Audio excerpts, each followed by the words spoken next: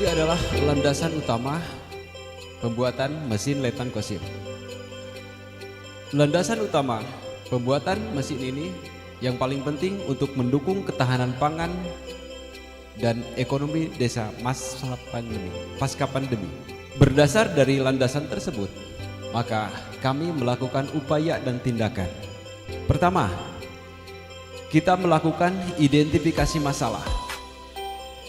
Identifikasi masalah ini kita membidik pada dua sisi, pada dua hal, yaitu pertama di dunia peternakan, kemudian yang kedua di bidang UMKM.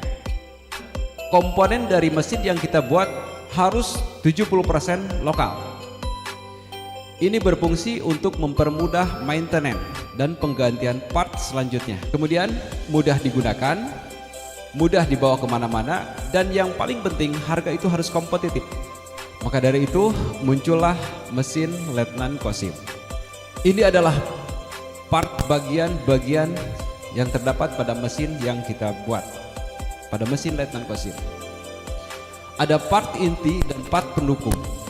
Untuk part inti kita menggunakan mesin penggerak diesel karena mesin ini membutuhkan torsi yang sangat besar. Kemudian kita juga menggunakan gearbox hasil modifikasi dari Gardan. Kita tidak menggunakan gearbox manual.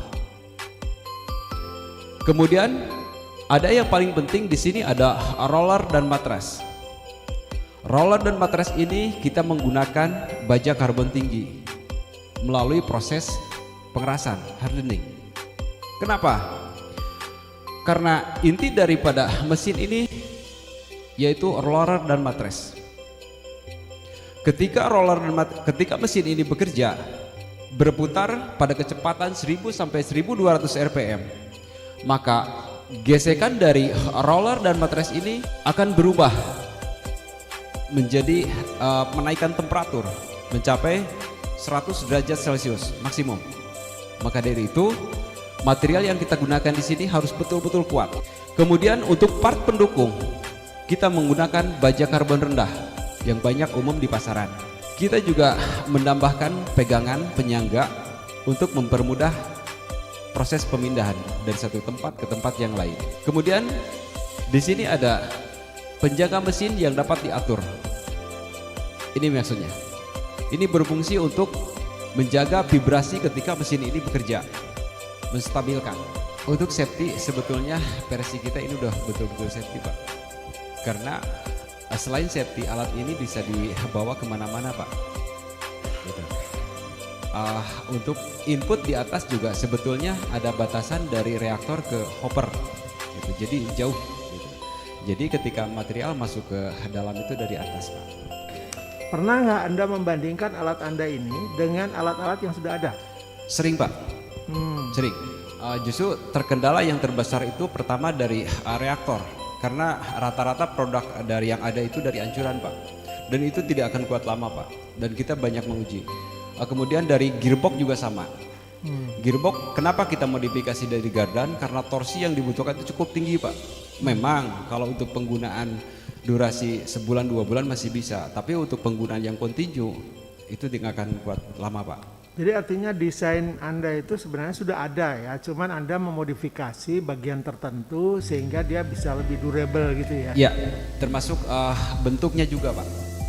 Oh, desain bentuknya? Ya, bentuknya. Ya.